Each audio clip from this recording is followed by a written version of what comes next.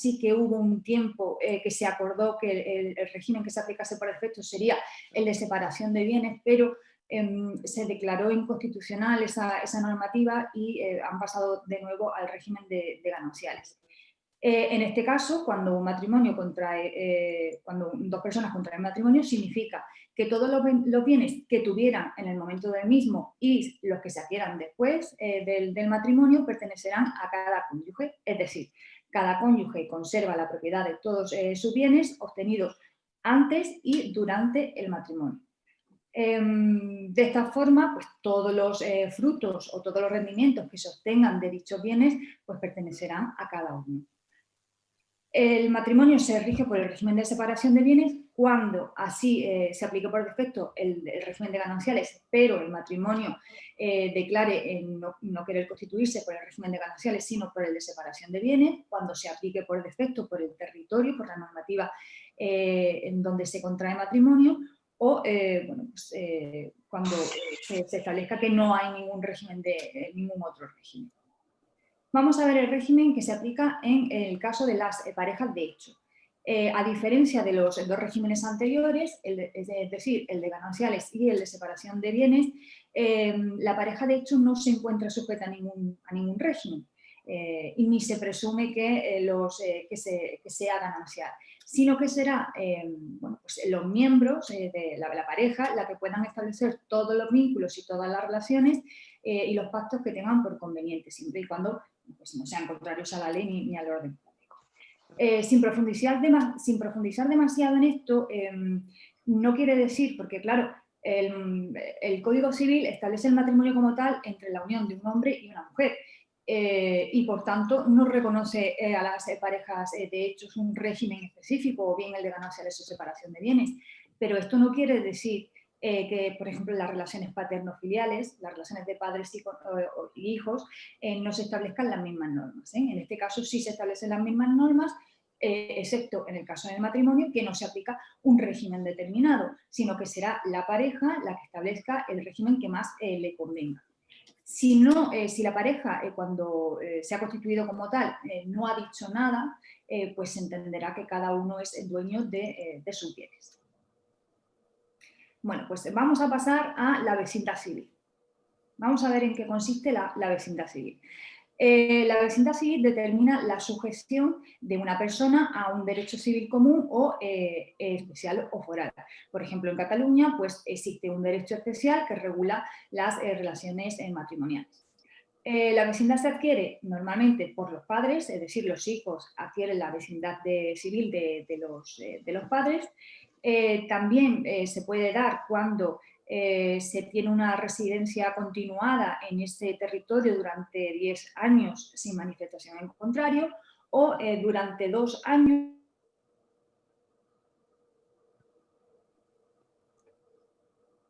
Irene, te has quedado muda. Pues ponte... Vale, ¿ahora?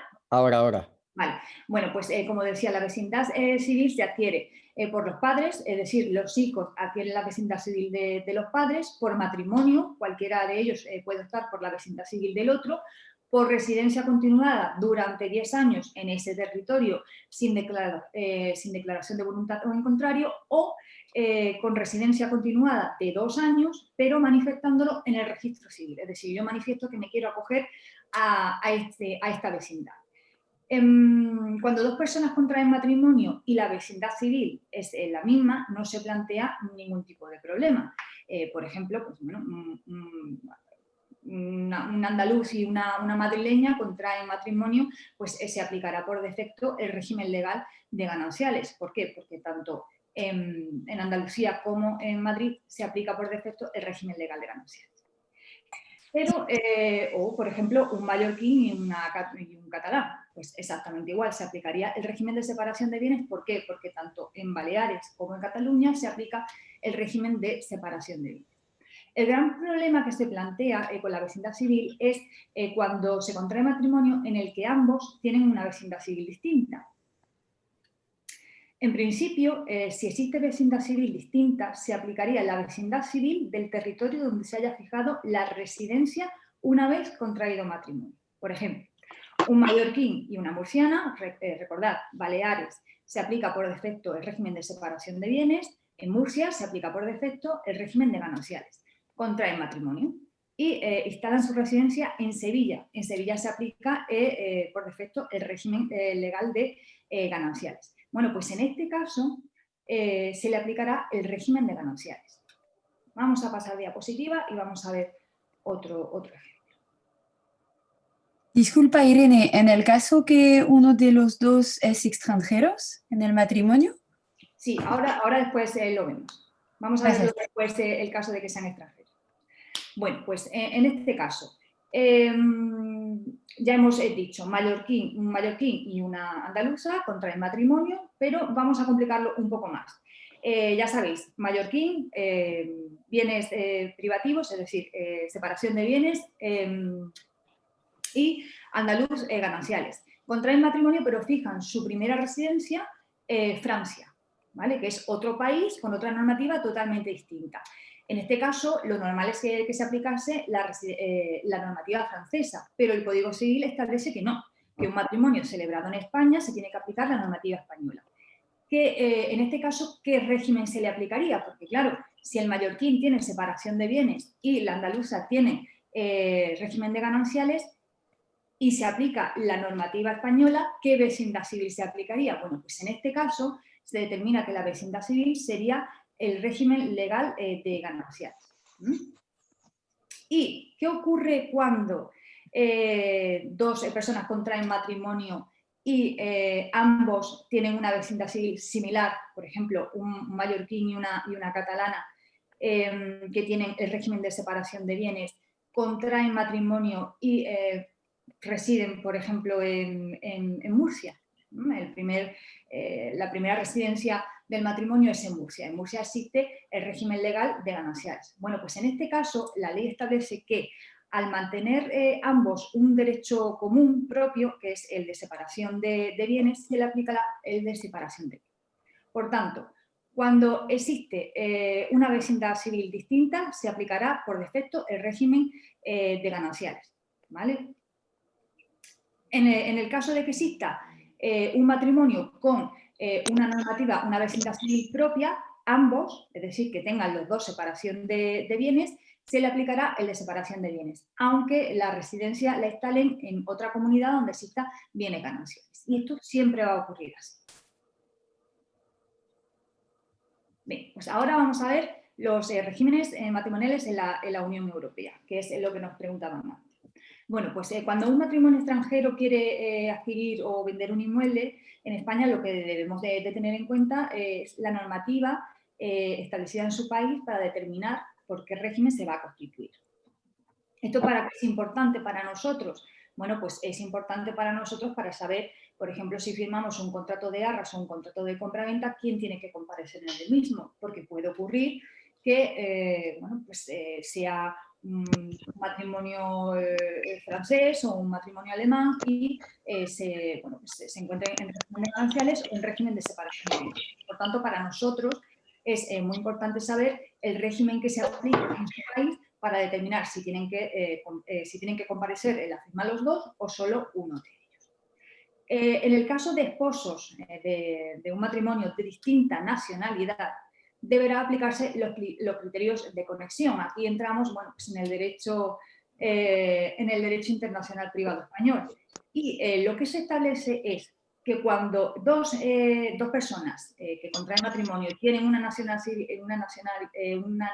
distinta, se va a aplicar la ley del lugar de residencia habitual común posterior a la celebración del matrimonio. ¿Vale? Entonces, imaginemos un matrimonio alemán que no ha, el marido el esposo es alemán y la mujer es francesa. En Alemania se aplica el régimen de separación de bienes y en Francia se aplica el régimen legal de gananciales. Y su primera residencia en España. ¿Cuál es el régimen que se aplicará? Es el régimen de gananciales. ¿Por qué? Porque en España por defecto se establece el régimen legal de gananciales. ¿Qué ocurre? Que, que a los matrimonios celebrados a partir del 29 de enero de 2019 se le aplicará el reglamento que se estableció en la Unión Europea para determinar qué normativa se va a aplicar en un sentido u otro. Así las cosas, la ley aplicable al matrimonio se establece que es la que hemos dicho antes, es decir, el lugar de residencia habitual común posterior a la celebración del contrato, y en defecto de este se aplicará las normas del país donde los cónyuges tengan más conexiones, ¿vale? Pero en primer lugar es el país, se va a aplicar la ley del país de la primera residencia del matrimonio. Bueno, pues aquí fue a partir de 2019 por el reglamento. Por tanto, haciendo un pequeño resumen, en España, ¿qué se aplica por norma general? Bueno, pues se aplica por norma general el régimen legal de gananciales. Excepto en Cataluña y Baleares, que se aplica el régimen de separación de bienes. A pesar de que Países Vasco y Navarra tengan una normativa foral propia, se aplica un régimen, bueno, pues similar al de gananciales. Y Perdona, Irene. Esther Pina, por favor, desactiva el micro, que nos estás haciendo mucho ruido. ¿Nos oyes, Esther? Es que yo si pudiera te lo desactivaría, pero no me... Perdón. Vale, gracias. Venga, por favor, Irene, sigue. Venga, pues continuamos. En resumen, en España, régimen legal de gananciales por defecto, excepto Baleares y Cataluña, que se aplica el régimen de separación de bienes. Ojo con la vecindad civil que hemos dicho antes. Si ambos tienen una vecindad civil igual, es decir, el de separación de bienes, imaginemos un mallorquín y una catalana, se va a aplicar el régimen de separación de bienes, pero conforme a la normativa del Código Civil general, no el Código Civil específico de Cataluña o de Baleares. Ojo, eso es importante. En los territorios con normativa foral propia, como por ejemplo Países Vasco y Navarra, se va a aplicar el régimen de gananciales. Y en Valencia, como ya hemos dicho anteriormente, sí hubo un tiempo en el que se aplicó por defecto el régimen de separación de bienes, pero esa norma se declaró inconstitucional y pasaron al régimen de nuevo de gananciales. ¿Qué ocurre en la Unión Europea? Esto es importante porque, bueno, hay veces que os vienen clientes que son extranjeros, son de países de la Unión Europea y no sabéis qué régimen se aplica y no pasa nada. No os sintáis culpable por ello, porque incluso hay notarías que no saben el régimen matrimonial que se le aplica al matrimonio. Por tanto, bueno, pues esto no es cosa vuestra, pero sí que es necesario de que lo sepáis o que sepáis dónde acudir para saberlo, porque es determinante. Según el régimen que se aplique en su país, es necesario la firma de ambos cónyuges o solo una de ellos. Por tanto, el régimen que se aplica en los distintos países de la Unión Europea se va a aplicar el régimen de separación de bienes en Alemania, en Irlanda, en Finlandia, en Austria, Grecia, Chipre. En todos esos países se va a aplicar el régimen de separación de bienes. En los demás países se va a aplicar el régimen de gananciales, es decir, en Francia, en Bélgica, Portugal, Italia, por supuesto España, Dinamarca, Holanda, Polonia. En todos esos se va a aplicar el régimen de gananciales. Solo en Alemania, en Irlanda, en Finlandia, en Austria, en Grecia, en Chipre se va a aplicar por defecto el régimen de separación de bienes. En otros países, ¿qué va a ocurrir? Bueno, pues va a depender un poco del país. Por ejemplo, gananciales, toda América Latina se va a aplicar el régimen legal de gananciales. Sin embargo, en Andorra, Marruecos, Emiratos, Hong Kong, Japón, India, Mónaco, en Reino Unido, en todos esos se va a aplicar el régimen de separación de bienes. Por tanto, si una persona está en régimen de separación de bienes, no será necesario que la otra persona comparezca en la firma, pero si es en gananciales, sí. Bueno, pues vamos a pasar, ahora que ya hemos visto un poco qué regímenes se aplican en los países de la Unión Europea y qué regímenes se aplican en España, vamos a pasar a quién firma el contrato cuando es un matrimonio o pareja de hecho. Bueno, pues cuando se adquiere o se transmite un inmueble, para determinar si es necesaria la firma de ambos cónyuges o solo uno de ellos, será necesario saber el régimen legal que se le aplica. Así las cosas, si el matrimonio se encuentra constituido en el régimen legal de separación de bienes, cada cónyuge puede comprar o vender libremente sin el consentimiento del otro. Sin embargo, si se encuentra en régimen legal de gananciales, bueno, pues será necesario la firma de ambos.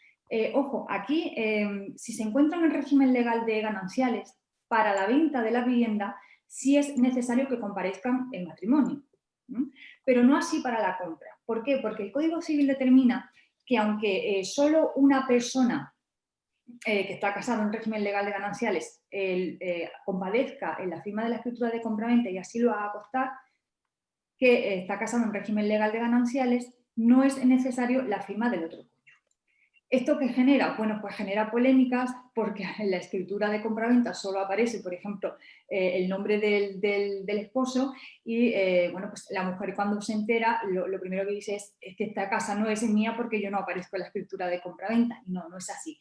El Código Civil permite que cuando existe un matrimonio en régimen legal de gananciales, comparezca uno de ellos, solo para la compra, porque se entiende que ese bien inmueble se integra en la sociedad de gananciales. No así en la venta, que será necesario el consentimiento de ambos. Y cuando es en régimen de separación de bienes, bueno, pues cada uno puede comparecer porque bueno, el titular tendrá que comparecer el titular de ese bien inmueble. Si son titulares al 50%, pues tendrá que comparecer los dos.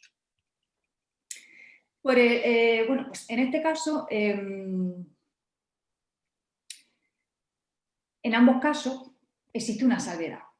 Y la salvedad es cuando se va a transmitir, se va a vender la vivienda familiar. ¿No?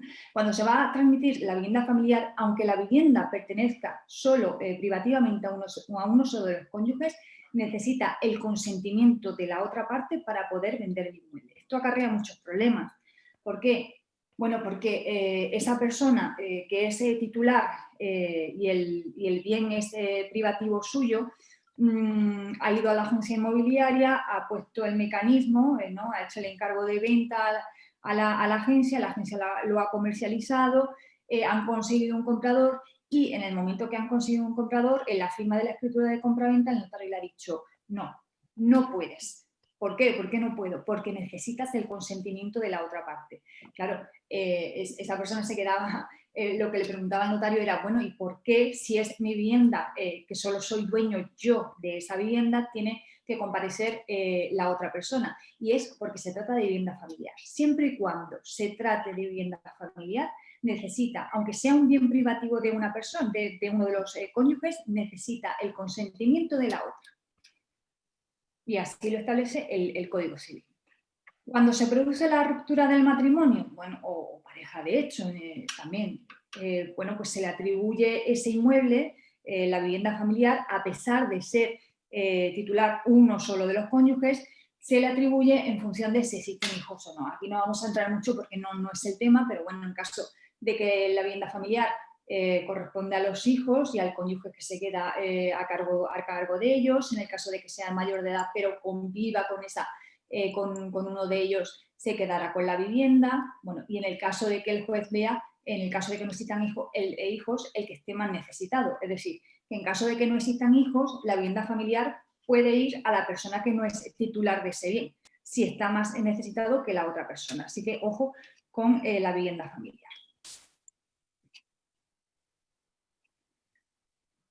Vale, bueno, pues vamos a ver la compraventa en régimen de gananciales. Aquí hemos querido establecer tres supuestos que se pueden dar a menudo y que, bueno, pues, que generan ciertas dudas. Vamos a comenzar con el primero. Aportación de bien privativo a la sociedad de gananciales.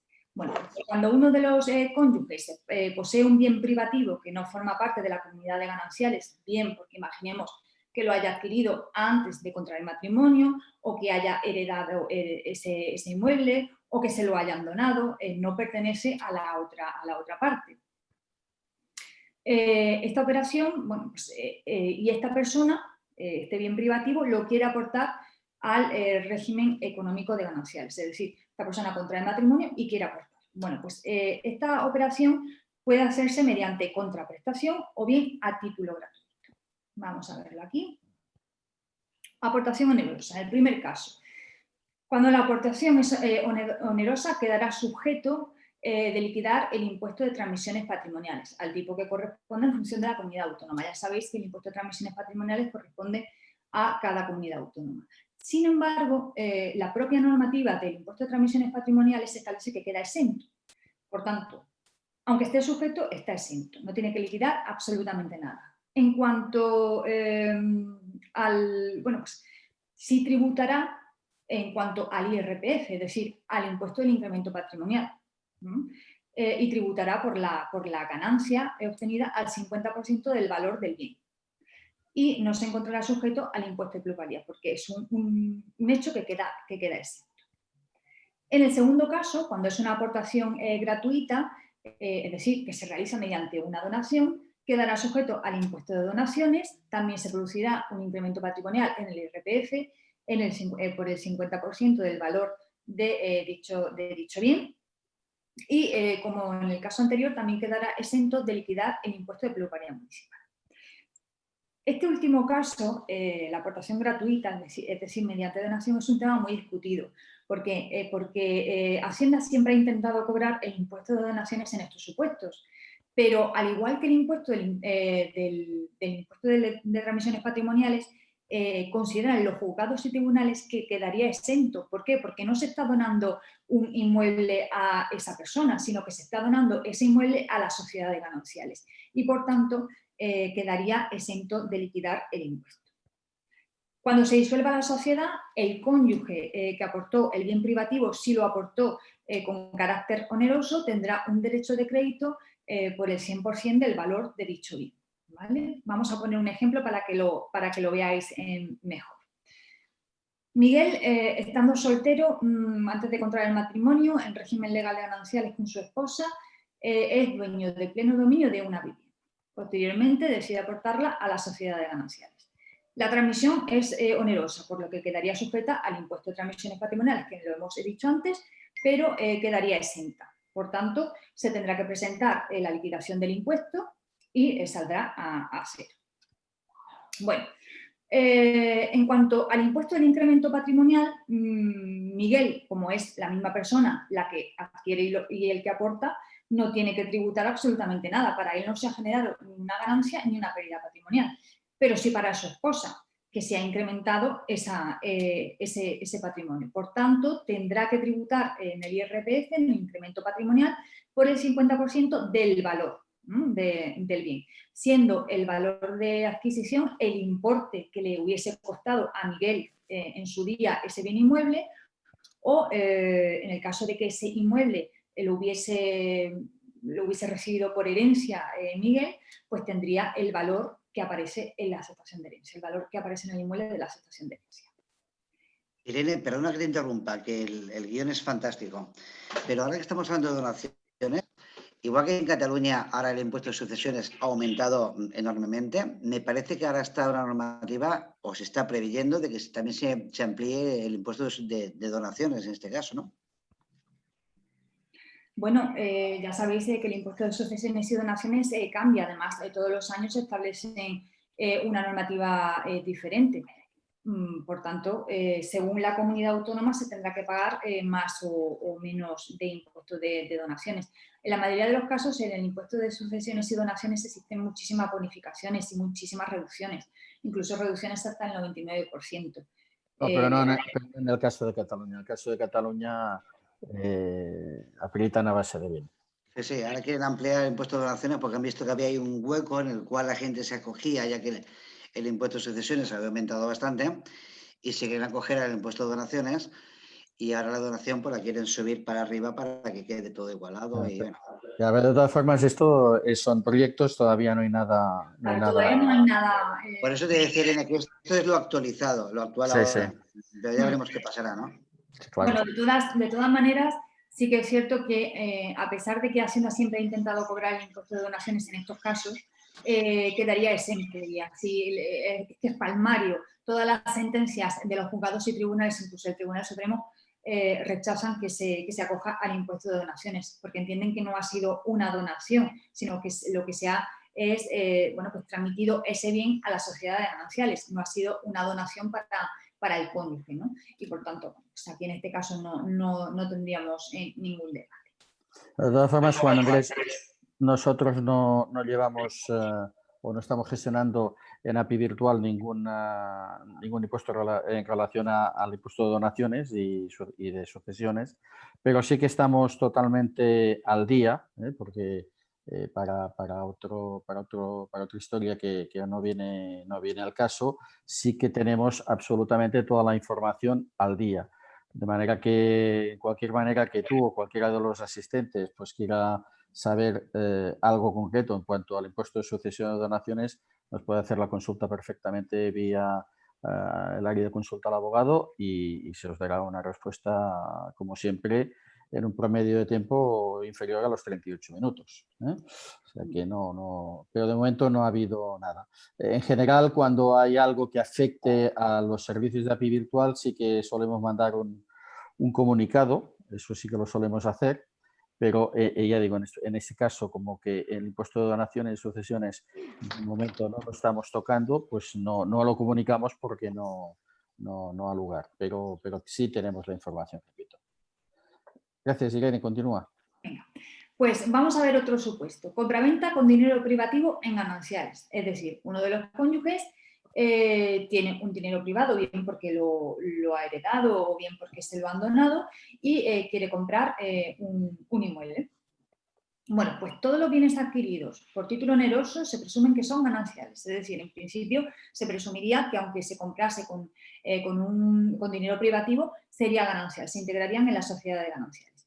Para esto lo único que tenemos que hacer es simplemente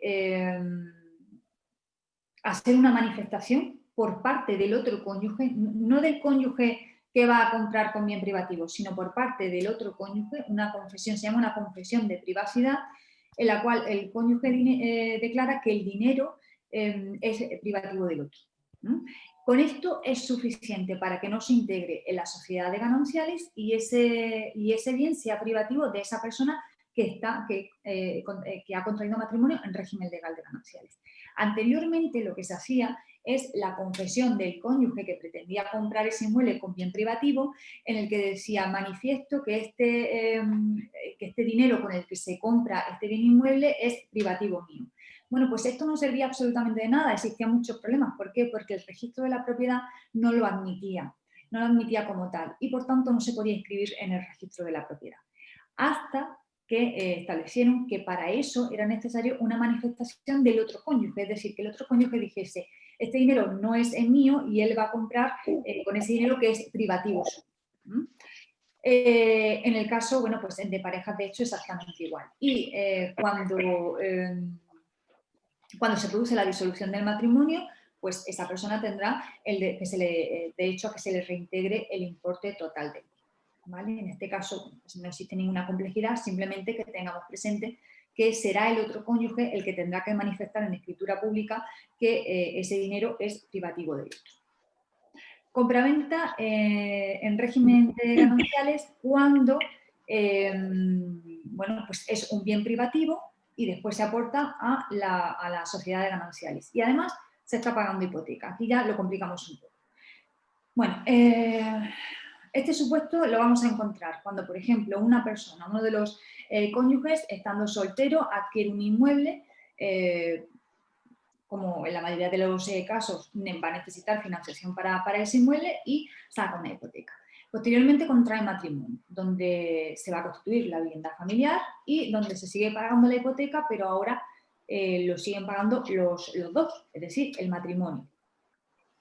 En este caso, la vivienda no será privativa del cónyuge que la adquirió, sino que corresponde tanto a la sociedad de gananciales como al cónyuge que adquirió esa vivienda. Vamos a verlo con un ejemplo. Bueno, pues aquí lo tengo. Supongamos que Miguel, cuando estaba soltero, compra una vivienda por valor de 140.000 euros.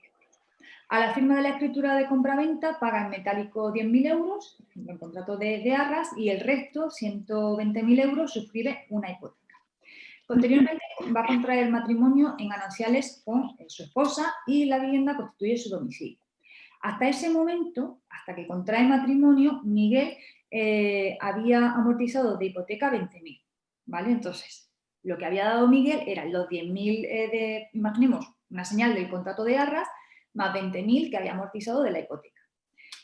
El matrimonio se separa y se produce la disolución de la sociedad de gananciales. En este caso no va a pertenecer el inmueble solo a Miguel, sino que le corresponde en proindiviso privativamente en proporción a lo que haya pagado de soltero y el resto a la sociedad de gananciales. Vamos a verlo, vamos a pasar la diapositiva para que lo veáis más claro.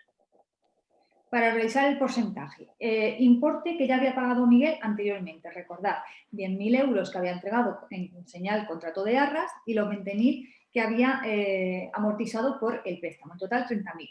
Por el 100% de la titularidad lo dividimos entre el valor del inmueble, que serán 140.000. Por tanto, a Miguel le corresponde privativamente el 21,43% y el resto le corresponde a la sociedad de gananciales, es decir, el 78,57% le corresponde a la sociedad de gananciales, por lo que a Miguel le corresponde 21,43% privativamente, el 60,46 sería el total que le corresponde tanto en gananciales como privativa. ¿Vale? Entonces, siempre que se aporte un bien privativo y la hipoteca la paguen los dos, no va a pertenecer privativamente a esa persona, sino que pertenecerá a los dos. Bueno, pues ahora vamos a pasar al contrato de arrendamiento. ¿Qué propietarios tienen que firmar el contrato de arrendamiento? Ya dejamos en las ventas y ahora aquí también se generan muchas dudas. ¿Quién tiene que firmar el contrato de arrendamiento? Bueno, pues los arrendadores, en el caso de arrendadores, tenemos que distinguir entre el matrimonio en régimen legal de separación de bienes o el de gananciales. El de separación de bienes, bueno, pues firmará el contrato el que sea titular de ese bien privativo, ya que no se integra en la sociedad de gananciales, en el matrimonio. En cuanto a la sociedad de gananciales, será válido que firme uno solo de los cónyuges, ¿vale? Cuando en un contrato de arrendamiento se hace un contrato y el arrendador está casado en régimen legal de gananciales, simplemente firmando uno de ellos y estableciendo que está casado en régimen legal de gananciales es suficiente y el contrato es perfectamente válido. Bien privativo alquilado en gananciales. Cuando un bien es privativo y es alquilado, se arrienda, estando casados en régimen de gananciales, los frutos que se obtengan, es decir, las rentas que se obtengan, van a pertenecer a ese matrimonio, ¿vale? Siempre y cuando estén en sociedad de gananciales. Por tanto, si un bien es privativo mío, pero yo contraigo matrimonio en gananciales, las rentas que se obtengan van a pertenecer a las ganancias, es decir, a ambos, aunque sea privativo. Vamos a complicarlo un poco más y vamos a ver los arrendamientos en régimen legal de gananciales. En este caso vamos a ver a los arrendatarios. Bueno, pues aquí, a pesar de lo que se pueda pensar, cuando se firma un contrato de arrendamiento cuyos arrendatarios se encuentran casados en régimen legal de gananciales, para beneficiarse de los derechos del contrato tienen que firmar ambos el contrato de arrendamiento, ¿vale?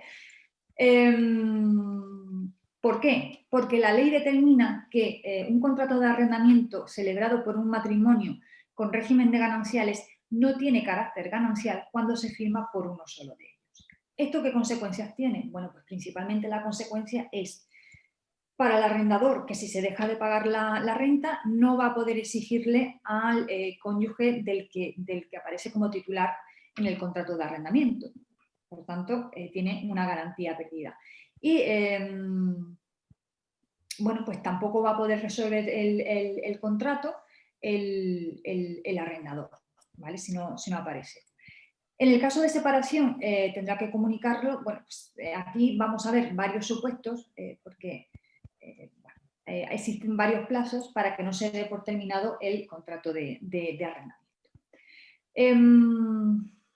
En el caso de separación o divorcio, que es aquí lo que nos interesa, cuando un contrato de arrendamiento está firmado por uno solo de los cónyuges, es decir, está en régimen de gananciales, está firmado por uno de los cónyuges y no aparece el otro.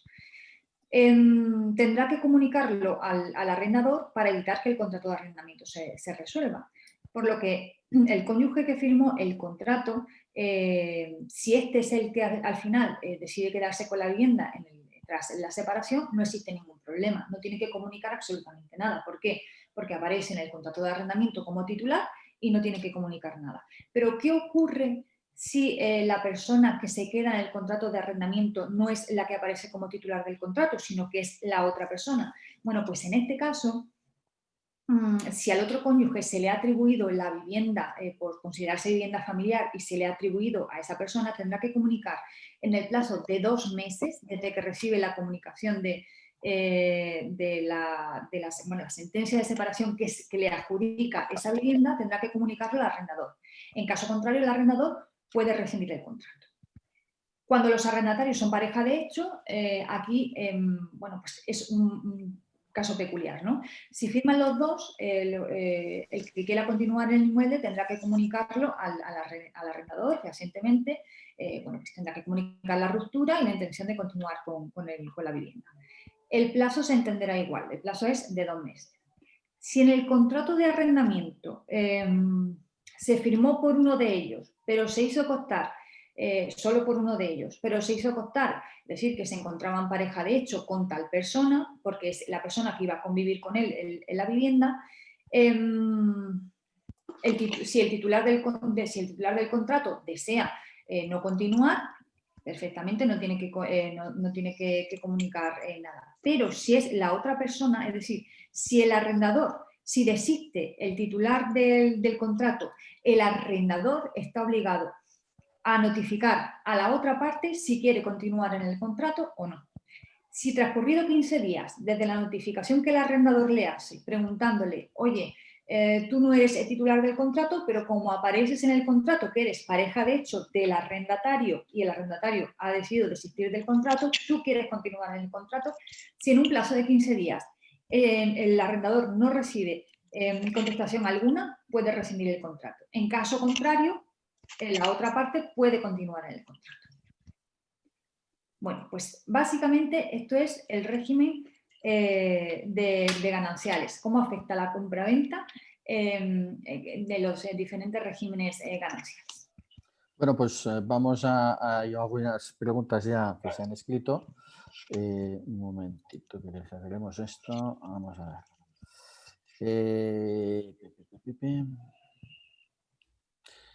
De Ricardo, en la actual situación de Brexit, ¿qué ocurre con un matrimonio de un español y un inglés que vive allí? Bueno, como hemos dicho antes, dependerá de, en primer lugar, dependerá de dónde se celebra el matrimonio y en segundo lugar va a depender de la residencia de ese matrimonio. Es decir, si se ha celebrado el matrimonio en España, pero ellos tienen su residencia en Reino Unido, pues se aplicará, si no han dicho nada, si no han estipulado nada mediante capitulaciones matrimoniales, se aplicará pues, el derecho de separación de bienes. Vale, muy bien. Vamos a la siguiente. De Maricruz Fernández, es una vivienda que está a nombre solo de una señora, pero en casa viven sus 3 hijas, sus parejas y sus respectivos hijos. Esto ya es una gran familia. La señora va a vender la casa. ¿Quiénes tienen que firmar en notaría como propietaria? La señora mayor, pero los demás adultos tienen que firmar al ser vivienda familiar. No. Solo tiene que firmar el cónyuge, que entiendo que no se encuentra en esa gran familia. No, porque es viuda. Pues solo tiene que firmar ella, nadie más. Vale. Una pregunta de María Lorenzo, simplemente que quería saber si esto se va a recibir en PDF. Como siempre, al día siguiente o los 2 días os mandamos a los asistentes la presentación en PDF y además el vídeo. Pablo, no, nada, que se tenía que ir. Ricardo repregunta, aunque la mujer no tenga ingresos. Entiendo que te refieres al contrato de arrendamiento, ¿no? Cuando el arrendatario decide desistir del contrato. Sí, aunque no tenga ingresos. Ese es el gran problema al que se enfrenta el arrendador en caso de separación de la pareja, ya que hay una sentencia que le atribuye el uso y disfrute de esa vivienda. Incluso, imaginemos, es más, voy más allá, imaginemos un contrato que finaliza en mayo de 2021. En la sentencia de divorcio se le puede atribuir el uso de esa vivienda alquilada a esa persona que no es titular del contrato y que no tiene ningún ingreso, y además no solo hasta mayo de 2021, sino que se le puede prorrogar el contrato. Y el arrendador tiene que hacer caso a la sentencia.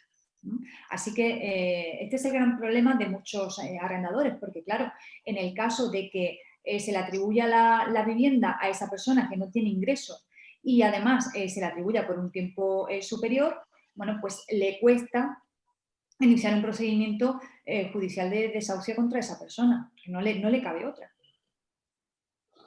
Vale. Una pregunta, Irene. Estamos hablando de dos regímenes, el de separación de bienes y el de gananciales, pero creo que existe otro que es el de participación, en el cual los cónyuges son partícipes de la beneficio de la sociedad, en este caso, ¿no? Exacto. Bueno, existe el régimen de participación, que es muy poco usual, pero sí. En ese caso, los cónyuges determinan que cuando en la relación matrimonial cada uno tenga sus bienes privativos, pero después puedan participar, digamos, en los beneficios, ¿no? Ese es el régimen de participación. Vale. Javier Olivito, ¿qué tal, Javier? Es uno de los fieles de nuestras sesiones. Además, tanto a Irene como a mí nos encanta que estés.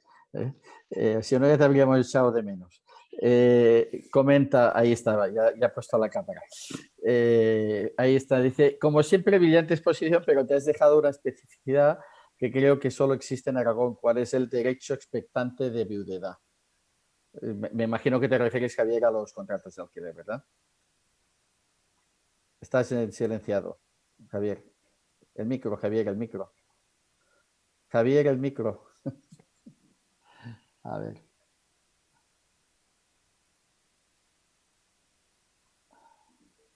Javier, el micro.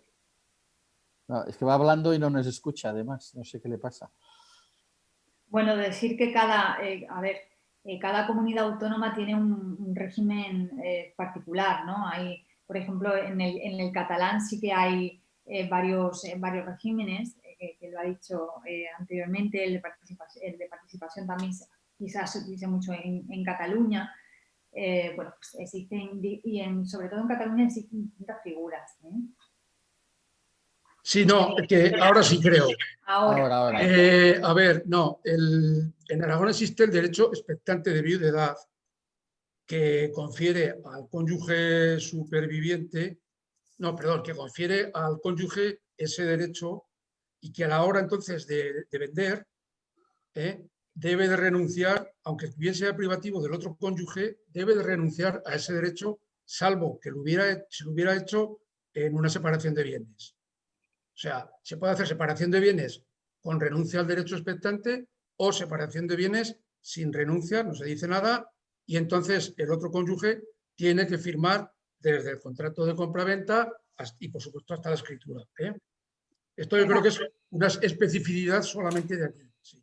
Es similar a, por ejemplo, bueno, pues la vivienda familiar, ¿no? Que existe...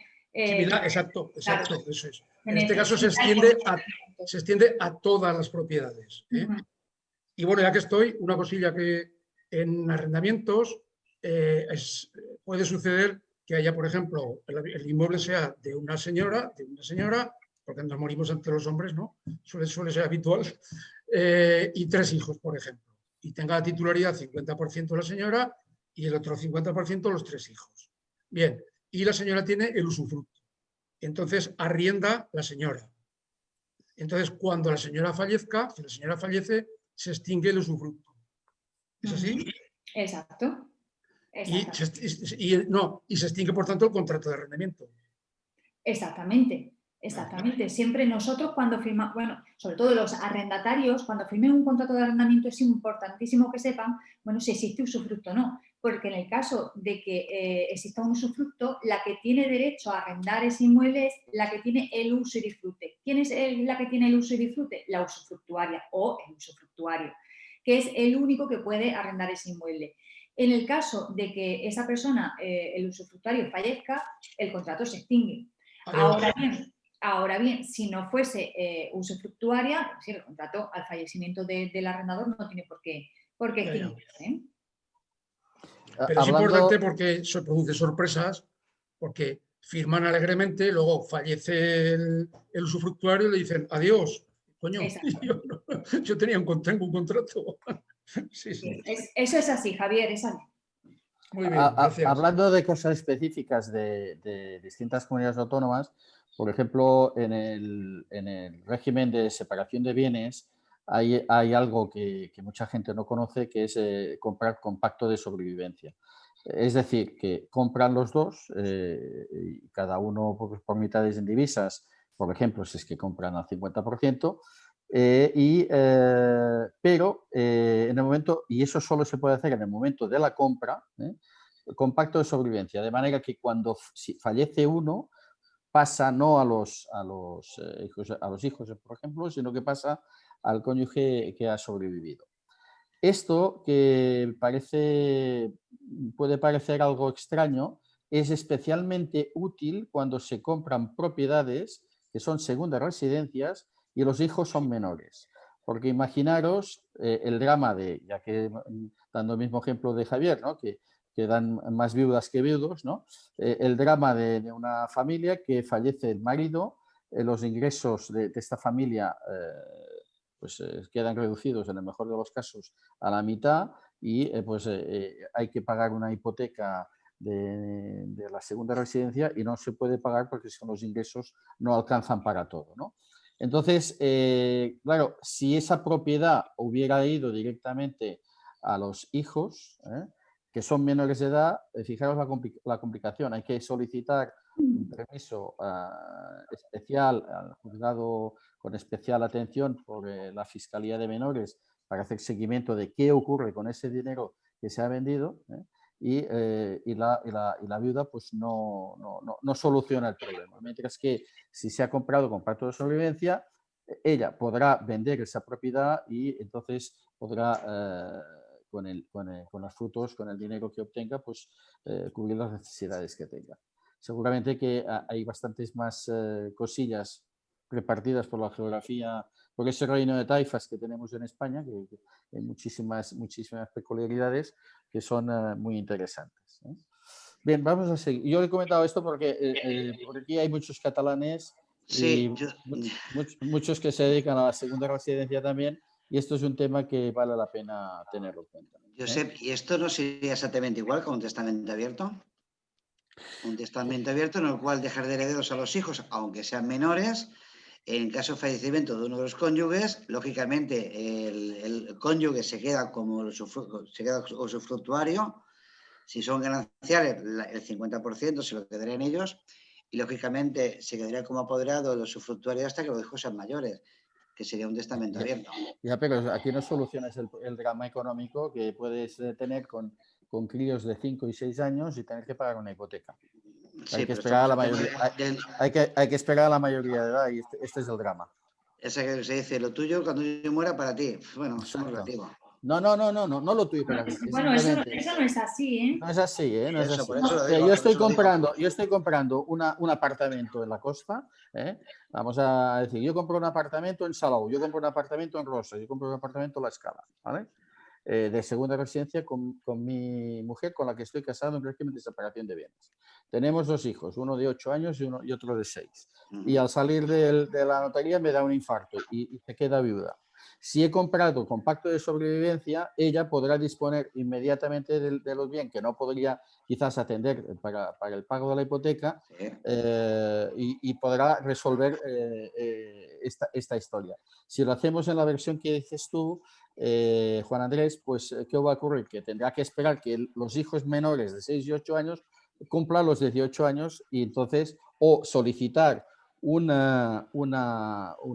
permiso judicial para vender, pero la Fiscalía de Menores hará seguimiento de ese dinero, porque el dinero es de los hijos, no es de la viuda. Por tanto, yo creo que no es exactamente lo mismo. Y la viuda sería apoderada. Correcto. ¿Vale? Vamos a seguir con más preguntas. Oye, perdona, ya que estamos, Adelante. ¿la fiducia sería algo similar a esto? No, yo creo que no. No. Yo creo que no. ¿La fiducia qué es exactamente? Yo creo que Josep a lo que se está refiriendo es la mitja guadangeria, ¿no? O algo así en catalán. No. Es un pacto de sobrevivencia. El pacto de convivencia. No. Pacto de un pacto de Sobrevivencia. sobrevivencia. No. A eso que dices es otra historia. Te ibas, lo has oído, pero no, como que es una expresión en catalán y tú no dominas el catalán como buena malagueña. Empaltada de almeriense, pues lógicamente es más complicado. Pero eso es el engaño de biches, que es otra historia esto. No tiene nada que ver. No tiene nada que ver. ¿Vale? ¿Y la fiducia exactamente qué es? ¿Lo conocéis? Yo lo conozco muy por encima y no me atrevo. Sí, Yo es que no he tenido más que un caso y no me acuerdo. Sí. Bueno, es un caso similar a lo que han contado Josep y Javier, creo, ¿no? No, Juan Andrés. Juan Andrés, pero con peculiaridades, ¿vale? No se da en todos los casos, ¿vale? Por descontado que no tiene nada que ver la fiducia con el pacto de sobrevivencia, porque el pacto de sobrevivencia, el viudo o la viuda tiene la plena libertad de hacer lo que le dé la gana con ese bien. Es que la fiducia me parece que los tiros van por ahí, ¿eh? Van por la capacidad de disponer, me parece, ¿eh? Sí, va por ahí, Javier, va por ahí, pero con alguna peculiaridad. Con ¿vale? limitaciones, ¿eh? No es exacto, no es exactamente igual. Con limitaciones. Pero va por ahí, por lo que ha dicho Josep y Juan. Muy bien, gracias. Vale. De todas formas, algún día, si parece que es interesante, podemos preparar la fiducia y nos enteramos todos. Bien, vamos a otra pregunta que es de Eneida Santana, en una vivienda que está a nombre solo de una señora. Bueno, esta que viven los 3 hijos, sus parejas, no, ya le hemos dado la respuesta. Ricardo repregunta que no se refería al alquiler, sino al pago de hipoteca de un bien privativo. Ricardo, si tienes micro, conéctate y haz la pregunta entera y así nos enteramos, porque yo ya me estoy perdiendo. Venga, ahí está Ricardo. Me refería a cuando hay un bien privativo y parte se está pagando con el alquiler, ese dinero era un bien ganancial, pero si no tiene ingresos más que la persona que lo está pagando, a pesar de ello, ¿se considera eso que se ha amortizado también ganancial? Sí, porque se considera que a pesar, a ver, cuando yo me constituyo en un matrimonio en régimen legal de gananciales, yo puedo no tener ningún ingreso y mi marido sí, pero ese dinero que gana mi marido se integra en la sociedad de gananciales. Por tanto, se entiende que sí. Vale, pues muchas gracias, eso era. A ti. Otra pregunta es de... Una preguntita, Irene y José. Lo que estaba comentando Javier, ¿puede ser que se refiriera a la cautela Socini? Bueno, es que de esto hablamos en su día, si lo recuerdas, no sé si tú estabas, pero yo creo que más vale no tocarla hoy porque... es complicada. Sí, porque es que la fiducia es un tema tiene bastante miga, ¿eh? Bueno, pero que la fiducia simplemente, bueno, pues que en el testamento se indica que ese bien va para esa persona, pero se queda con la libertad de disponer. En fin, es que hay distintos tipos, hay muchos tipos de fiducia. Entonces, por tanto, no podemos concretar no podemos expresar una en concreto, pero hay muchos tipos de fiducias. Vale. Elizabeth Soriano nos pregunta si se pueden hacer consultas posteriores, si podemos facilitar nuestro mail. Mira, es muy sencillo. Nosotros damos respuesta a todas las consultas que se nos hacen a través de API Virtual. Hay un área de consulta al abogado. Lo único que necesitas es estar registrada en API Virtual. Tienes un primer mes de gratuidad y se te da todas las contestaciones a las dudas que nos presentes, ¿no? Y luego, si lo consideras contratar, pues no hay ninguna permanencia, o sea que tú tienes plena libertad. Eneida Santana, yo casi mejor que si estás con micro hagas la pregunta, Sí, porque si no vamos a perder el hilo. Venga, por hola. favor. A ver, sí, porque en el anterior comentario del caso que exponían de la señora que vivía con sus parejas, con sus hijos y las parejas y toda esta historia, que comentaron que no hacía falta que los adultos firmaran. Hombre, yo supongo que con un pero, porque si la propietaria, si el otro señor, el que ha fallecido, si existe esa pareja y ha fallecido, los hijos le pertenecerá algo de herencia y por lo tanto sí deberían de firmar Es que para esto no lo poder has, vender. es que no lo has expresado. Si has dicho Exactamente. una viuda, que la viuda podía haber comprado. No, claro, no, esto fue algo que puso otra persona, Maricruz Fernández. Entonces, claro, como la respuesta fue tan concisa, no, solamente hace falta la señora. Pues dependerá Claro. si existe el señor, porque a lo mejor no existe el señor está desaparecido, no existe. No, nunca es viuda. existió. Bueno, Es no. viuda. Sí, pero si es viuda, Hola, ¿me escucháis? sí, Hola, ¿me ¿sí? escucháis? Soy Maricruz. Sí, Sí, dime. sí, Maricruz. Entro en la discordia porque no puse viuda, puse que era una señora mayor. Y sí tiene marido, nada más que el marido no es propietario de la vivienda. Está viviendo en la vale. de la señora. Claro, es que eso cambia. Es que dependiendo de lo que Claro. digáis, puede cambiar la respuesta. A ver, lo que decía Maricruz, si es una señora mayor, da igual si es mayor con 35 años. Si esa persona, el bien es privativo de esa persona, pero es la Claro. vivienda familiar, es decir, si pertenece a esa señora, aunque esté casada, pero no pertenece al marido porque se encuentra en el régimen de separación de bienes. Si esa vivienda es la vivienda familiar, que intuyo que sí, porque están todos ahí juntos, entonces sí necesita el consentimiento del otro cónyuge, del marido, aunque el marido no sea titular de ese bien.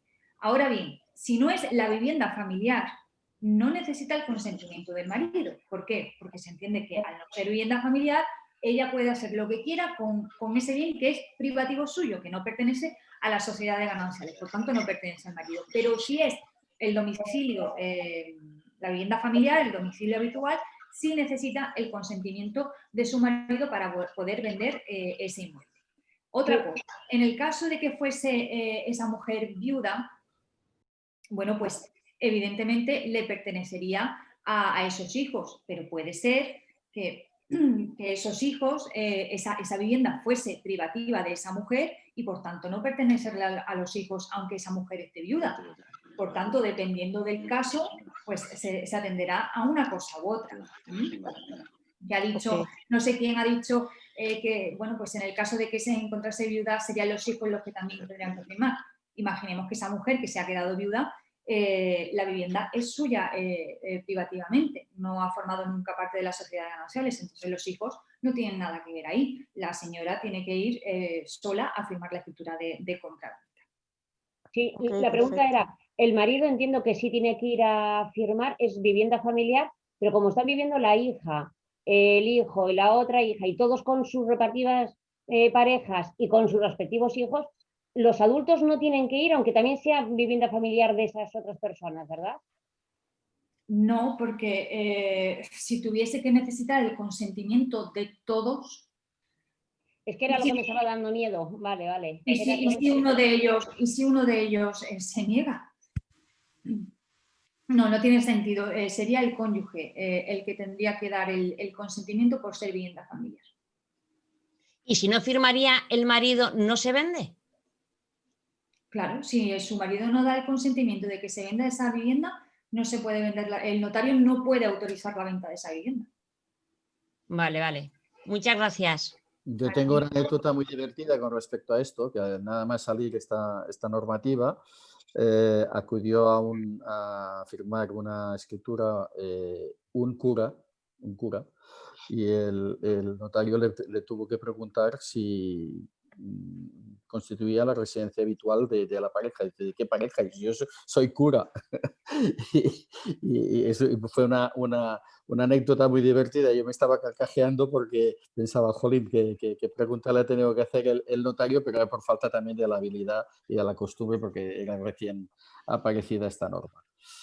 Bien, sigamos. Juan Carlos Salvador, en el caso de bienes privativos anteriores al matrimonio, con hipoteca activa en el matrimonio y con matrimonio en gananciales, en el caso de venta, la parte no propietaria no tiene derecho a parte de los beneficios de la venta de la vivienda. Claro claro que tendrá derecho a beneficio, por supuesto que sí, porque esa vivienda no es privativa de la persona que la compró, porque si esa persona adquiere un bien inmueble y después contrae matrimonio en régimen de gananciales y se está pagando esa hipoteca por ese matrimonio... Espera un momento, pon Sí, es cierto, vamos a poner... la diapositiva que era como la 20 y tantas, ¿sí? Un poco más. Esta. Lo tenemos aquí, es el claro ejemplo. Miguel, cuando estaba soltero, compró un inmueble por valor de 120.000 euros. A la firma de la escritura de compraventa paga en metálico, imaginemos que ha realizado un contrato de arras por 10.000 euros. Necesita financiación, obtiene su préstamo hipotecario y amortiza 20.000 euros, que junto con esos 10.000 son 30.000. Contrae matrimonio y el régimen que se aplica es el régimen general de gananciales y se continúa pagando la hipoteca tanto por uno como por otro en régimen legal de gananciales y deciden divorciarse. Bueno, pues en este caso a Miguel no le corresponde esa vivienda de forma privativa, sino que le corresponde de forma privativa por los 30.000 euros, es decir, por la cantidad que él ha dado antes de contraer matrimonio, y la cantidad de después se tiene que realizar pues, el porcentaje que le corresponde a cada uno, porque cada uno es dueño de una parte del inmueble. Aquí lo tienes, es un claro ejemplo. El importe que ya había pagado Miguel, como ya hemos dicho, era 30.000 euros antes de contraer el matrimonio, lo dividimos entre el 100% de la titularidad, por lo que a Miguel le correspondería un 21,43% privativamente. Como después contrae matrimonio en gananciales, le corresponde el 78,57 es de gananciales. Por tanto, a Miguel le correspondería el 21,43 privativo y el 39,3 de la mitad de los gananciales. Y a la esposa, a la ex esposa, le correspondería el otro 39. Por tanto, claro que tiene derecho al beneficio, pero en función del porcentaje que tenga esa persona con respecto a esa vivienda. Vale, sigamos. Gironi, hace un tiempo tuve un problema con registro, 2 italianos viviendo en Tenerife. El marido compró el piso antes del matrimonio y lo pagó antes. El piso estaba en Barcelona y no era vivienda habitual. El registro no lo admitió hasta que la esposa no autorizó la venta. Entenderíamos que no era necesario, pero al final tuvo que firmar. Bueno, hay algún requisito faltaría, porque si no es vivienda habitual, pero claro, a ver. ¿Cuál era el régimen matrimonial de esta? Me has dicho que eran italianos y el régimen que se aplica es el régimen de gananciales. Gananciales. Entonces, el régimen de ganancial para la venta de la propiedad necesita el consentimiento de ambos, a no ser que fuese privativo. Sí, pero es que fue privativo, porque compró antes del matrimonio. Pero no existió hipoteca que sí se pagó con posterioridad por el matrimonio. No. ¿No? Bueno, de todas formas, os puedo decir que en ocasiones los registradores tienen dudas y entonces empiezan a pedir requisitos y al final para salir del paso, el usuario dice, pues mira tú, ve y firma y ya está. Pero muchas veces están pidiendo cosas que no son exactamente lo que es, pero porque esto no es vivienda, si no es vivienda habitual, no tiene por qué comparecer la otra persona. Y si no ha participado en la hipoteca ni en absolutamente nada, era un bien privativo de esa persona antes de contraer el matrimonio y por tanto pertenece privativamente a esa persona, no tiene que dar el consentimiento la otra parte. No sé qué alegaría el señor registrador en este caso para no escribir la compraventa. Bueno, que estaban en gananciales, pero claro. De todas maneras, si hubieran pagado hipoteca mientras estaban casados, ¿debería firmar la mujer en este caso? Bueno, es que claro, es el caso que hemos visto anteriormente. Si esa vivienda hubiese estado constituida por una hipoteca y se casa posteriormente en gananciales, se entiende que esa hipoteca es pagada por esas dos personas, por el matrimonio. Entonces, claro que sí que tendría que firmar esa persona porque no le pertenece privativamente al cónyuge que adquirió anterior al matrimonio. Correcto, gracias. A ti. La siguiente pregunta es de Maribel Llamas. Hola Maribel, ¿qué tal estás? Que hace tiempo que nos conocemos, aunque no nos veamos ahora mismo. Nos pregunta el pacto de sobrevivencia, ¿qué coste lleva? Yo francamente ahora no recuerdo, y lo que sí me comprometo es a mandarte un correo diciéndote, y bueno, si alguien más quiere que se le conteste esto, pues nos mande un correo a pivirtual y le contestaremos. Es que para no decir una tontería, prefiero no contestar. Evidentemente tiene un coste adicional, pero tampoco es nada del otro jueves, ¿eh? Pero voy a refrescarlo y te lo voy a mandar, ¿vale? Irene, se ha hecho una pregunta aquí ahora hace un momentito, muy interesante, que yo tengo ahí una pequeña duda, si me la podéis aclarar. Cuando, por ejemplo, una persona compra una vivienda, posteriormente se casan, bienes gananciales, se realiza una hipoteca sobre esa vivienda, se paga la hipoteca, ya está pagada, pero lógicamente la compró una persona antes del matrimonio. Lógicamente, cuando se extingue este derecho real, que es la hipoteca, porque la hipoteca es un derecho real, se ha extinguido la hipoteca, ya se ha pagado, la propiedad tendría que compartirla entonces como viene gananciales si la compró anteriormente. Cuidado con esto, ¿eh? La hipoteca se ha pagado, tú mismo te has respondido a la pregunta, la hipoteca se ha pagado entre los dos, por tanto no es privativo del cónyuge que adquirió con anterioridad al matrimonio en gananciales. Vale. O sea, es así, además es que se puede demostrar perfectamente, por tanto no es privativa.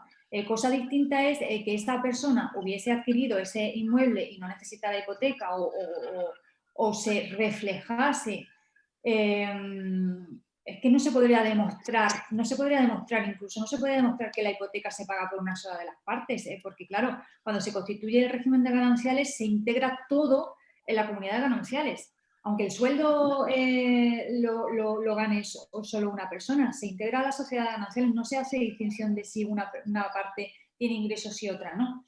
Por el porcentaje correspondiente, ¿no? A cada parte. Claro, cuando se casaron. Vale, perfecto. Pregunta de María Lorenzo. ¿El pacto de sobrevivencia se puede hacer solo en gananciales o separación de bienes? Bueno, esto y respondo yo. Esto es un tema propio del derecho civil catalán y, por tanto, solamente es aplicable a matrimonios casados en separación de bienes. María Herrera, pero si estás en separación de bienes y compras un piso de segunda residencia, como has dicho, si no tiene el pacto de sobrevivencia y se muere uno de los dos y tienes un testamento que de uno pasa al otro, no se puede vender hasta que los hijos son mayores. No, sí, claro que se puede vender, pero hay un tema que es las legítimas. Claro, yo tengo una herencia, un testamento que le dejo a mi esposa todos mis bienes, pero mis hijos van a tener derecho a cobrar una legítima. Y cuando vamos con segundas residencias, que muchas veces vamos al límite de nuestras posibilidades económicas, pues todos son impedimentos, todos son problemas. Es parecido como lo que dices, pero no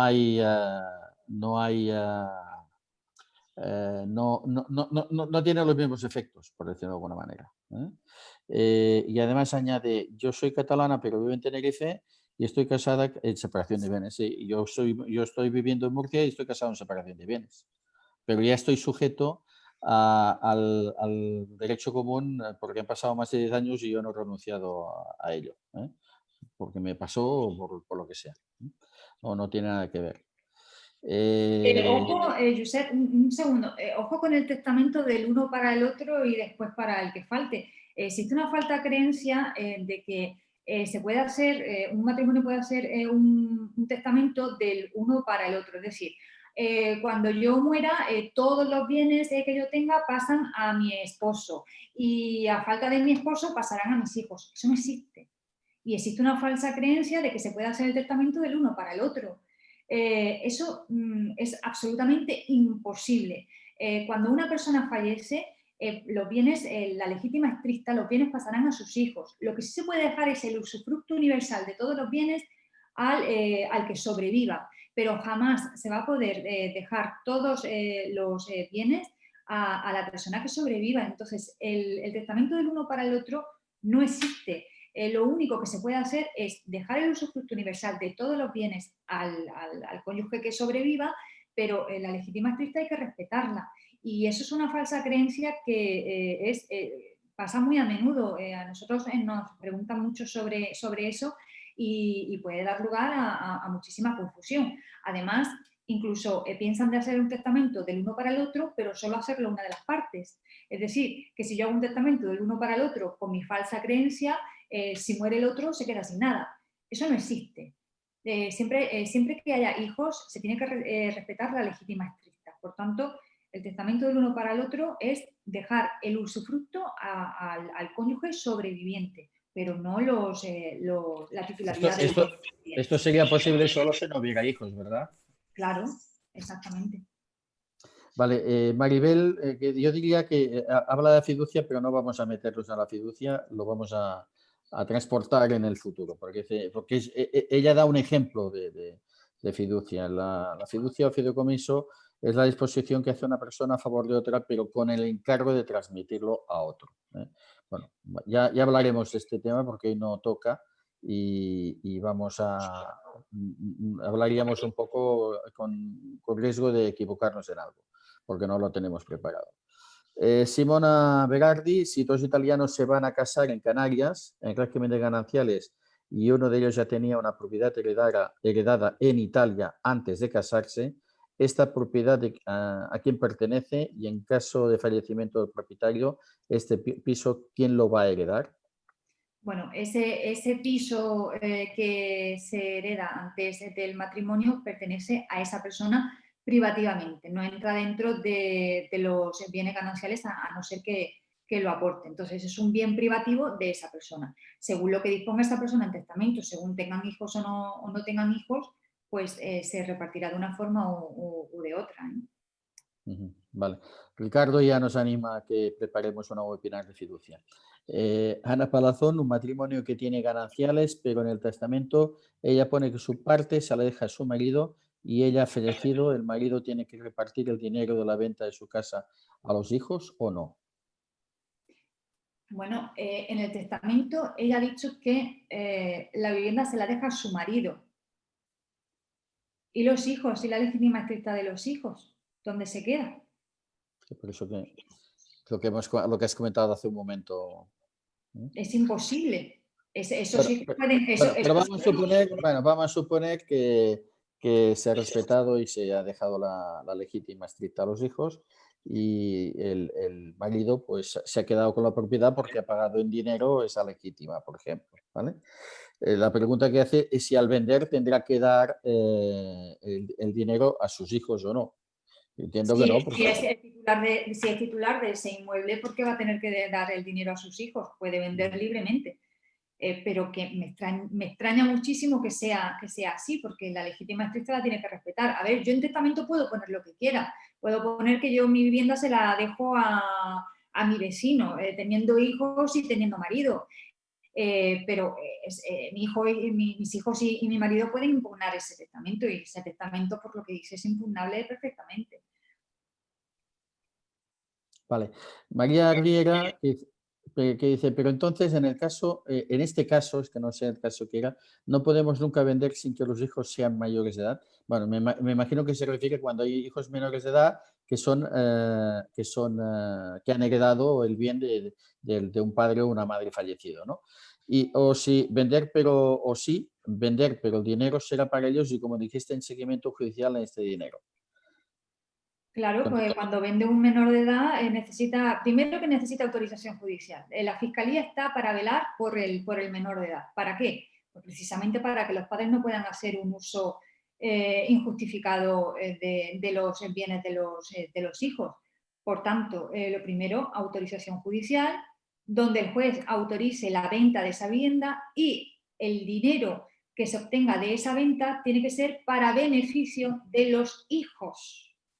Es decir, que si se vende esa propiedad no puede pensar la madre de esos hijos de comprarse otra vivienda en Tenerife, por ejemplo, para pasar las vacaciones. No, ese dinero tiene que ir en beneficio de los hijos para el sustento de esos hijos, y además se va a tener que demostrar para qué se quiere vender esa propiedad, y si el juez estima que esa propiedad no es necesaria para sostener a los hijos, puede que no autorice la venta.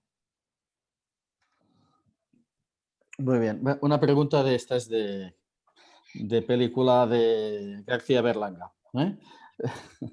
Dice, si una persona que no está divorciada legalmente, que está en régimen de gananciales, pero viven separados, si uno de ellos compra otra vivienda con otra persona y debe formalizar un préstamo hipotecario para la nueva vivienda, ¿debe dar la conformidad a su exmujer? ¿Has entendido todo el mejunje?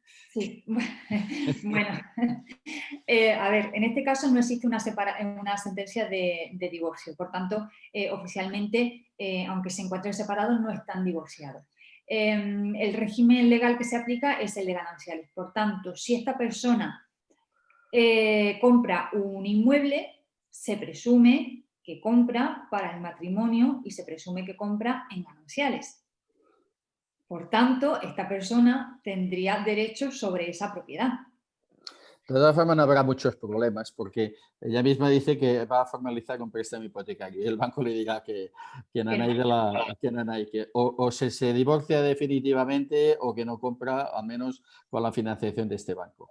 Porque claro, aquí esto es de una película berlanguiana. Bueno, los bancos han hecho muchísimas locuras antes, pero ya no tantas. Luego, Damián Peña, que si no lo tengo mal ubicado, está en Sitges, y si no, que me perdone por la falta de puntería, pues nos pide si podríamos, ya que hay tantas preguntas sobre herencias, si podríamos hacer una webinar sobre herencias. Bueno, lo vamos a estudiar porque es un tema que se aparta un poco de nuestra disciplina. Y puede ser un poco compleja, pero no deja de ser divertida y nos atraen los retos, ¿verdad, Irene? O sea que igual... Sí, el único inconveniente, yo por mí encantada, pero el único inconveniente es que es un tema muy amplio. Entonces, deberíamos de acotarlo muchísimo para poder hablar en una webinar del tema de herencia, porque es un tema muy amplio. Podríamos estar no días, sino semanas y meses hablando simplemente de la herencia. Vale, efectivamente he hecho buena puntería, me dice que sí, que está en Sitges. Bueno, pues Juan Andrés me dice que Irene es una máquina y me lo pone con K de kilo, a la versión más moderna de la expresión. Ya no tardaremos mucho en sustituir la Q de queso con las Ks, ya veréis vosotros. Esto es una evolución natural del idioma. Muy bien, pues también más personas que te van dando la enhorabuena y dándonos las gracias. Pues si no hay más preguntas, hemos tenido hoy una sesión que se acota más al tiempo que nos gustaría, 1 hora y 23 minutos. Pues si no hay más preguntas, nos vamos despidiendo de vosotros y hasta la próxima sesión, que seguramente será el lunes 15 de febrero del 2021, dentro de un mes menos 3 días. Gracias, cuidaros mucho, no os contagiéis ni contagiéis a nadie. Margaret saluda a José María, que te veo por aquí. Javier, encantado de que estés. Juan Andrés igual. Hay gente que yo no conozco, pero por ejemplo aquí veo a María Teresa de Murcia, del centro de Murcia. Gracias por estar ahí. Yo no sé, María Valero también. Miquel Aguirre del País Vasco, si no recuerdo mal, eres de Vizcaya, o no sé si Vizcaya o me equivoco. Ahí está María Teresa, que ya se ha despeinado o peinado, que me estoy quedando sin batería. A ver, ya está, el tema resuelto. Muy bien. Y no sé si hay, bueno, voy a ver si hay algún nombre más conocido por aquí. A Jorge de la Rica, de Bilbao. Hola Jorge, ¿qué Hola, tal? Jorge. Carlos Hernández, que me imagino que eres el de El Hoyo de Manzanares, mi amigo Carlos. José Cota de Barcelona, de Villa Julia, si no me equivoco. Bien. Pues vais cerrando. Es que nosotros no queremos cerrar hasta que hayáis cerrado todos vosotros, por si a alguien se le ocurre hacernos una última pregunta. Bueno, Juan Andrés, tú querías hablar del tema de qué era, de algo de la valoración, así del coeficiente del COVID. ¿Estás aquí todavía o ya te has ido? Todavía aparece aquí, Juan Andrés. Sí, estoy. Tenía el micro apagado. Sí, el coeficiente del COVID-19, ¿cómo catalogarlo para una valoración? Independientemente de que conozcamos la zona y el estado de la vivienda, evidentemente, me he dado cuenta que subiendo el coeficiente hacia el 2, el aumento de la vivienda sube. Multiplicas por 2. Es un coeficiente a lo bestia que tuvimos que improvisar cuando salió todo el tema del COVID y nos dimos cuenta que no teníamos testigos fiables para el COVID. Claro, ya se está confirmando que las propiedades están bajando el precio por término medio del orden de un 5 a un 6% y por tanto, si es digamos, una propiedad estándar en una zona que hay COVID estándar, pues el coeficiente que le correspondería aplicar sería del 0,95, 0,94 y así estás aplicando entre un 5 y un 6% de rebaja. Pero claro, esto no es uniforme, esto depende muchísimo de distintos factores. O sea, un piso en el centro de una ciudad que nada más hay que ventanas y muchas de ellas dan un patio interior de luces, no a un patio de manzana, como podría ser el Eixample de Barcelonés, sino un patio de luces, pues pues sintiéndolo mucho no va a tener nunca un coeficiente por encima del 1. Pero en cambio un piso que tenga una terraza donde se quepa una mesa para que estén sentados entre 4 y 6 personas, pues esto es algo que ha sido muy, muy demandado. Me decía una compañera nuestra de la ciudad de Girona, decía, Josep, es que en Girona está todo en venta, en Girona ciudad, en cambio, en las poblaciones de alrededor, donde se vendían casas que nadie las quería, se han agotado esas casas con patio y tal, ¿no? Entonces, claro, ¿qué ha pasado? Que a los pisos, por decirlo Girona, y lo voy a decir de una manera general, pero no significa que se pueda aplicar generalmente un coeficiente negativo, los pisos en Girona ciudad pues tendrán un valor inferior al que podían tener antes del efecto COVID. Y en cambio, las casas que puedan estar alrededor de Girona, para quien conozca aquellos andurriales, pues no sé, Selva o Flaçà, o por el otro lado Aiguaviva, etcétera, etcétera, pueblecitos así pequeñitos, ¿no? Pues en vez de tener un coeficiente negativo por debajo del 1, pues puede tener un coeficiente positivo por encima del 1. Ahora, aquí sí que hay que demostrar que uno tiene muy buena análisis inmobiliaria, porque si no, es muy fácil equivocarse, ¿no? Porque yo he visto valoraciones, gente que me llama y me dice, oye, es que resulta que he hecho una valoración y le he puesto un coeficiente y me sale 0 el valor. Y yo me meto en la valoración y digo, claro, porque le he metido que el coeficiente COVID era 0 y cualquier unidad multiplicado por 0, el resultado es 0. Pero fíjate la nota que pone, que puedes aplicar del 1 al 2, ya fuimos prudentes, porque si no hubiéramos puesto 10, habría multiplicado por 10 alguno de ellos, pues del 1 al 2, ¿no? Pero y aconsejando, si no recuerdo mal, pues 0,90 y tantos, o el 1,15 o 1,05, no me acuerdo exactamente cómo lo decíamos, tendría que verlo porque... Pone del 0,00 al 2. Pero bueno, yo creo que ahí lo que es importante es saber la demanda que tiene esa zona. Claro. Y es donde podemos calibrar ese 0,00 al 2. Mira, una manera de saber la demanda que tiene Yo esa lo hago propiedad. entre 0,95 y 1,35 si la zona es muy demandada. Muy demandada, un 1,35. Y Sí, si es ahora normalita, 0,99. estoy entrando porque es que no me acuerdo exactamente lo que dice, pero lo veré enseguida, ¿no? Pero ya estoy ahí. Y Entonces, un 2 si es zona premium, claro. claro, el efecto COVID te dice de 0 al 2, exacto, efecto sí. En fin, tampoco dice exactamente, pero yo creo que la explicación yo creo que se entiende, ¿no?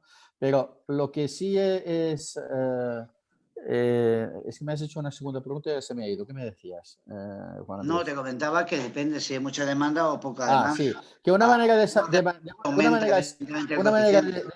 perdona, Juan Andrés, una manera de saber si hay mucha demanda o poca, es dependiendo tú te metes y haces un ACM y como te salgan en el ACM que obtenemos desde API virtual en el radio de, por ejemplo, de 300 o 400 metros, te salgan, como hemos visto últimamente, 50 y 60 propiedades en venta, aquí no hay demanda.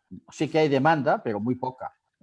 Porque además en el documento que se genera al final te dice, pues mira, actualmente hay, pues no sé, 35 propiedades en venta y en los últimos 12 meses aquí se han vendido 10. Pues ya te dice la poca demanda que hay, porque la oferta es muy superior a la demanda. Si en cambio comentarios a la inversa que te dicen, mira, actualmente hay 10 propiedades en venta en la zona, pero en los últimos 12 meses se han vendido pues 18. Pues la demanda es superior, es más fuerte. Y entonces el efecto COVID es superior.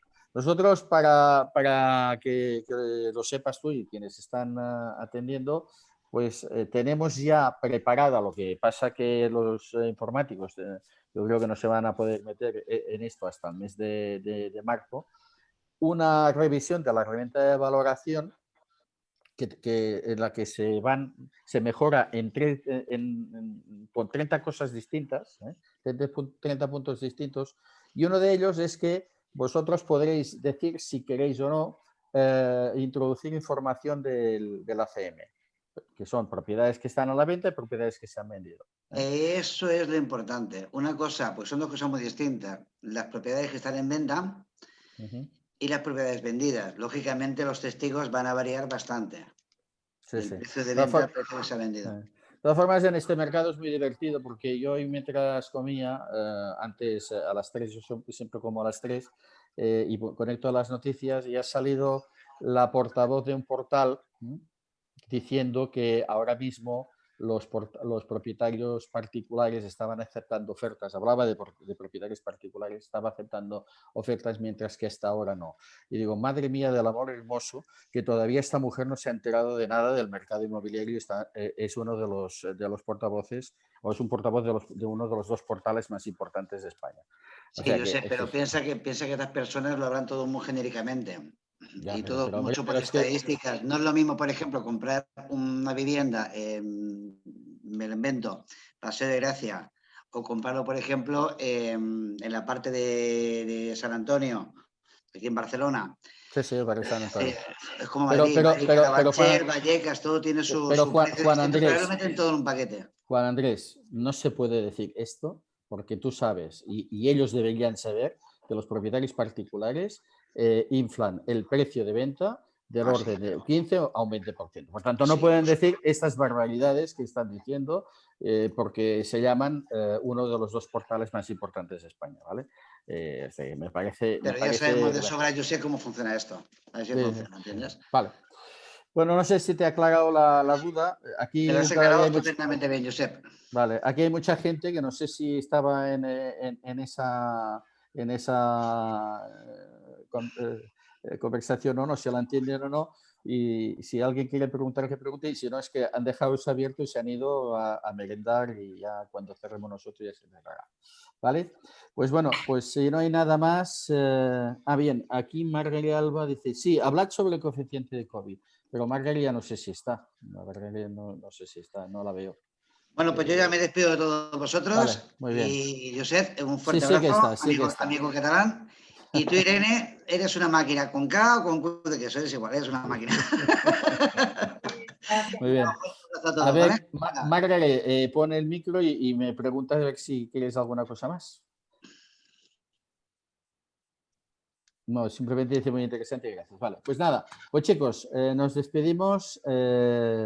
Hasta la próxima y bueno, aquí veo en primera línea a mi amigo Josep Casamor y a mi amiga María Teresa, de aquí de Murcia, uno de Torroella de Moguel, otro de Murcia.